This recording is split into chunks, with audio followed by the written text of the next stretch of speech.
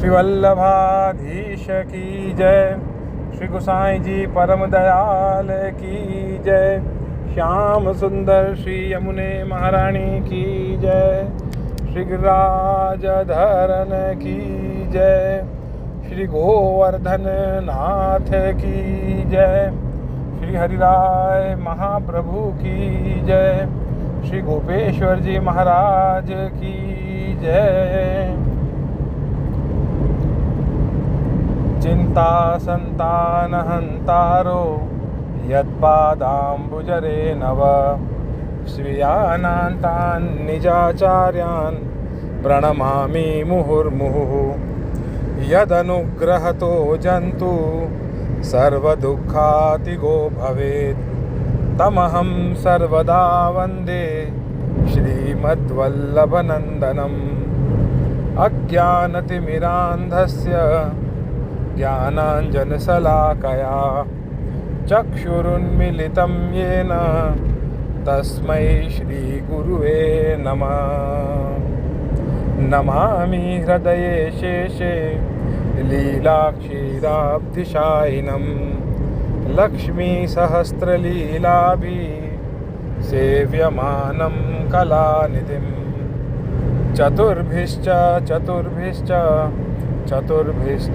त्रिभिस्तथा षड्भिर्विराजते योऽसौ पंचधा हृदये मम।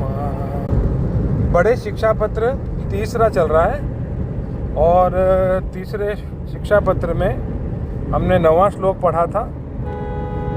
और इस शिक्षा पत्र में जैसे कि हम सब लोगों को पता ही है कि दुसंग के बारे में श्री हरिराय जी और श्री गोपेश्वर जी हम लोगों को आज्ञा कर रहे हैं कि दुसंग से हमेशा हमें डर के रहना चाहिए, बच के रहना चाहिए। दुसंग लगने की कोई सी भी परिस्थिति हो, उस परिस्थिति को हमसे जितना हो सके पूरा प्रयत्न करके उस परिस्थिति को हमसे दूर रखना चाहिए। और अन्य संबंध भी हमें नहीं करने चाहिए। अपने ठाकुर जी को छोड़ के या अपने श्री वल्लभ के ग्रंथों को छोड़ के हमें किसी भी तरीके से और संबंध में नहीं आना चाहिए। ना ही कोई ऐसी बात जो हमें हमारे प्रभु सेवा से दूर करे, ना कोई ऐसी बात जो हमें श्री वल्लभ के दृढ़ाशय से हमें दूर करे। हमारा प्रयत्न हमेशा ये रहना चाहिए कि हम किसी भी तरीके से दुसंग से बच के रहें। ठीक है, तो फिर और ये जो पिछले वाला जो श्लोक था उसमें श्री हरिराय जी ने हमें ये भी बताया था कि कैसे भगवदीय का संग हमें करना चाहिए, भगवदीय कैसा होता है। क्योंकि दुसंग नहीं करना ये तो बता दिया, लेकिन अब संग किसका करना, तो भाई श्री हरिराय जी आज्ञा कर रहे हैं कि भगवदीय का संग करो।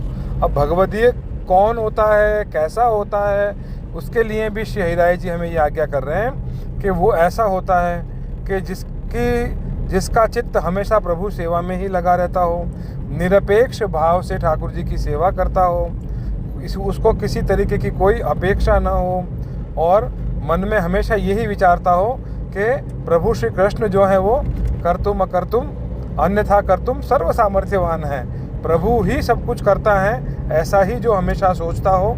और प्रतिष्ठा के अर्थ प्रभु की सेवा ना करता हो, अपनी वाहवाही के लिए ठाकुर जी की सेवा ना करता हो, तो ऐसा जो जीव है जिसके अंदर काम क्रोध लोभ मोह मद मत्सरता ये सब कुछ ना हो, छल कपट ना हो, ऐसे जीव का हमें संग करना चाहिए। जिससे क्या होगा कि अगर उसका व्यवहार ही ऐसा है, अगर वो हृदय से ही ऐसा जीव है, तो जो भी हमें उससे सुनने को मिलेगा या जो भी उसकी क्रिया हम देखेंगे, उन सब चीज़ों से हमें प्रभु की सेवा, प्रभु का आश्रय कैसे करना है, यही सब कुछ सीखने को और देखने को मिलेगा। ठीक है, तो ये वाला श्लोक जो है हमने पीछे पढ़ा था। आज हम पढ़ेंगे बड़े शिक्षा पत्र तीसरे का श्लोक 10वां। मूलम एवं निश्चित्य सर्वेषु स्वीयेष्वन्येषु वा पुनः महत्कुल प्रसूतेषु कर्तव्यः संग निर्णयः। शब्दार्थ: ऐसे अपने भगवदीय जन और अन्य यानी लौकिक इन सबन में संग को निश्चय करी के फिर उत्तम कुल में जिनको जन्म है तिनके विषय में सनिर्णय करनो। अब यहाँ पे श्री गोपेश्वर जी हमें विवेचन में क्या आज्ञा कर रहे हैं। सर्व और ते निश्चिंत होए, लौकिक वैदिक और देह संबंधी अनेक उपाधि ग्रह कार्य ते मन करी निश्चिंत होए। भगवत परायण एतन मार्गीय पुष्टि मार्गीय वैष्णवन को अपनो जाने।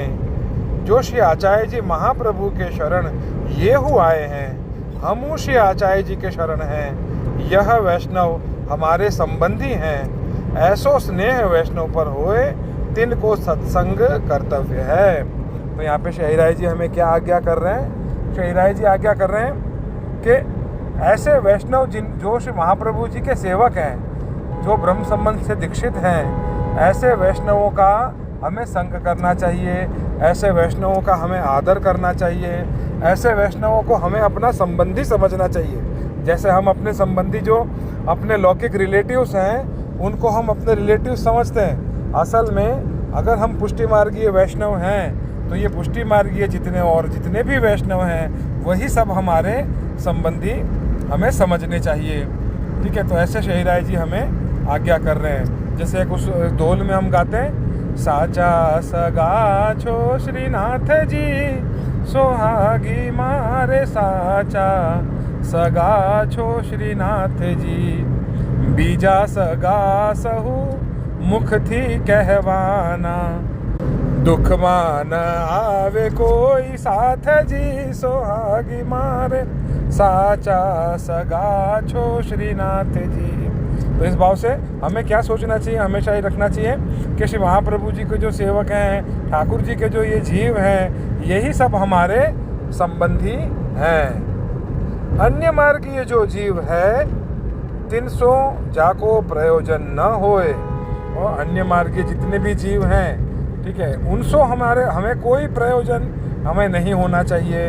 ये शहीराय जी हमें आज्ञा कर रहे हैं। महत कुल में जन्म होए, सो साक्षात श्री वल्लभ कुल में यह सगरो धर्म है। एक श्री कृष्ण ही की सेवा, एक श्री कृष्ण ही को आश्रय, इन्हीं में है। तासो विनको सत्संग मन वचन क्रिया करी के कर्तव्य है। तो यहाँ पे श्री हरिराय जी हमें ये भी आज्ञा कर रहे हैं कि अन्य मार्गी जो जीव हैं, 300 जाको प्रयोजन न होए। फिर आगे कहते हैं, महत कुल में जन्म होए, सो साक्षात श्री वल्लभ कुल में यह सगरो धर्म है। मतलब क्या कि प्रभु श्री कृष्ण का आश्रय, प्रभु श्री कृष्ण की सेवा, प्रभु श्री कृष्ण ही सर्वस्व, ये जो लोग जानते हों और जो ये मानते हों, उन्हीं का हमें संग करना चाहिए। इसलिए दुसंग से बचे रहने के ये बहुत बड़े बड़े उपाय श्री हरिराय जी हमें बता रहे हैं कि हमें संग किसका करना चाहिए।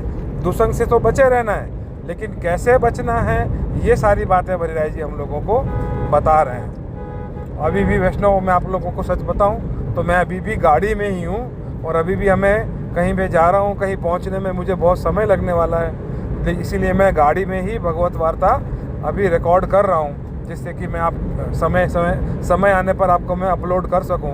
कल भी समय नहीं मिला था, आज भी हो सकता है मैं जहाँ पे पहुँचूँ वहाँ पे समय ना मिले, इसलिए मैं गाड़ी में ही रिकॉर्ड कर रहा हूँ। तो हो सकता है थोड़ा सा डिस्टर्बेंस बाहर से आप लोगों को आ रहा हो, लेकिन कोशिश ये कर रहा हूँ कि पूरा मैं स्पष्ट बोलूँ, जिससे कि आप लोगों को सब कुछ समझ में आए। तो आगे श्री हरिराय जी आज्ञा कर रहे हैं, अथवा श्री आचार्य जी के अंगीकृत पुष्टि मार्गीय नाम निवेदन मर्यादा सेवा श्री कृष्ण में रति जाके होए, ऐसे भगवदीय को निश्चय ही सत्संग कर्तव्य है, या भांति सत्संग को निर्णय कर्तव्य है।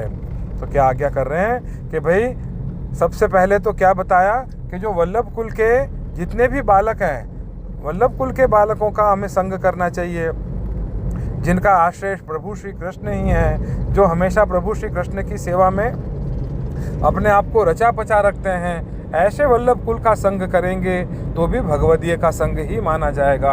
और ऐसे वैष्णव का जो ठाकुर जी में जिनकी प्रीति हो, प्रभु में जिनकी प्रीति हो, नाम निवेदन किए हुए हों, ऐसे वैष्णवों का संग भी करेंगे तो वो भी सत्संग ही माना जाएगा।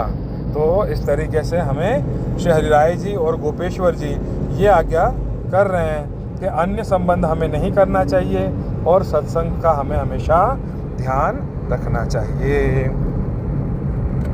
श्री वल्लभाधीश की जय। अब आगे हम पढ़ रहे हैं 84 वैष्णवन की वार्ता। 84 वैष्णवन की वार्ता में हमने अम्मा क्षत्राणी की वार्ता पढ़ी थी और अम्मा क्षत्राणी की वार्ता में हमने पढ़ा था कि उसके 2 पुत्र होते हैं, वो भी ठाकुर जी के साथ खूब खेलते हैं, लेकिन उन दोनों पुत्र की मृत्यु हो जाती है।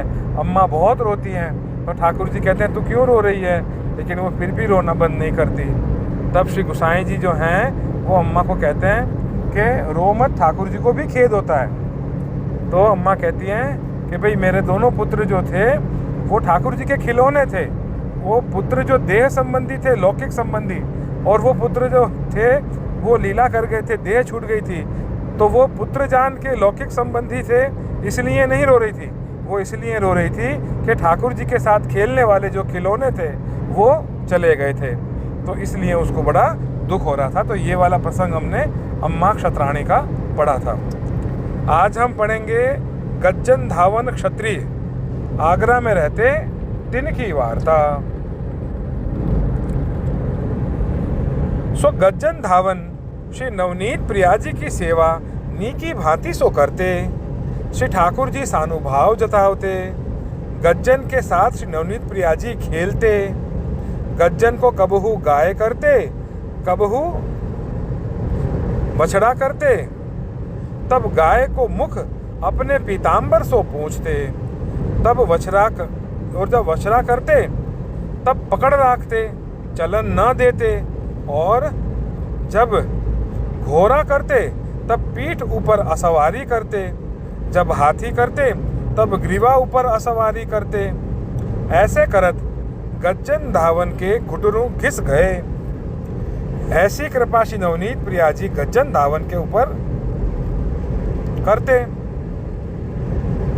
और ऐसी कृपा करते भोग सामग्री जो चाहिए सो मांगी लेते। ऐसी कितनी वार्ताएं हैं सो कहाँ ताई लिखिए।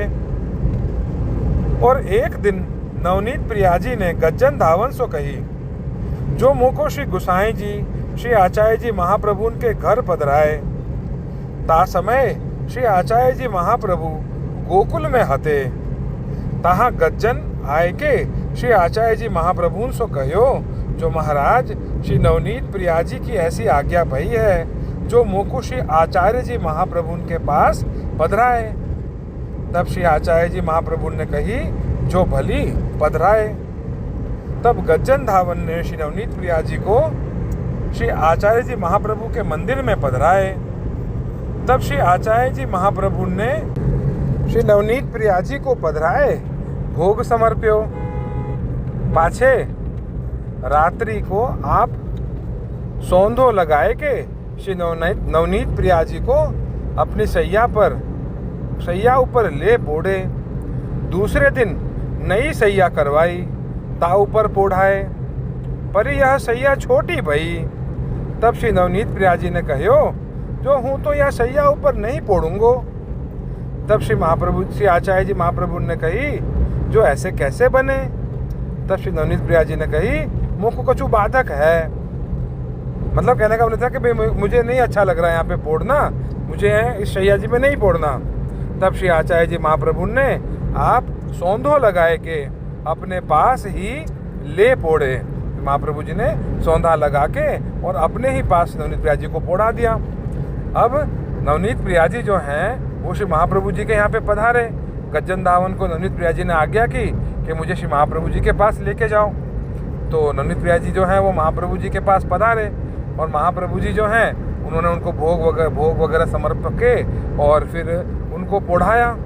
तो जहाँ पे पोढ़ाया था पहले तो सौंधा लगा के अपने पास ही पोढ़ाया, फिर नई शैया जी बना के और फिर नई शैया जी सिद्ध करके फिर उसमें पोढ़ाया। तो नवनीत प्रिया जी ने कहा कि मुझे यहाँ पे सोना में रुच नहीं रहा है, मुझे अच्छा नहीं लग रहा है शैया जी में पोड़ना। तब श्री महाप्रभु जी ने नवनीत प्रिया जी को सौंधा लगा के फिर अपने ही पास नवनीत प्रिया जी को पोढ़ाया। तब श्री आचार्य जी महाप्रभु सौंदो लगाए के पास ही ले पोड़े। पाछे दूसरे दिन सैया जो है बड़ी करवाई, उसके बाद बड़ी सैया करवाई, तापर पोड़ाए। तब पोड़े ता पाछे थोड़े से दिन रही के श्री आचार्य जी महाप्रभु श्री गोकुल ते अड़ेल को पधारे। तब गज्जन हु साथ गयो। गज्जन धावन बिना नवनीत प्रियाजी ना रहते, ऐसे ही नवनीत प्रियाजी गज्जन धावन के बिना ना रहते, एक क्षण ना रहते। तो तो एक दिन नवनीत प्रियाजी के लिए श्री अक्का जी ने गज्जन धावन को कहो जो पान ले आओ। तब गज्जन धावन ऐसे तो नहीं कह पाए कि भाई नवनीत प्रियाजी अभी मेरे साथ खेल रहे हैं, मेरे साथ हिले हुए हैं, है ना। तो लेकिन वो क्या किया उन्होंने, वो पान लेने चले गए।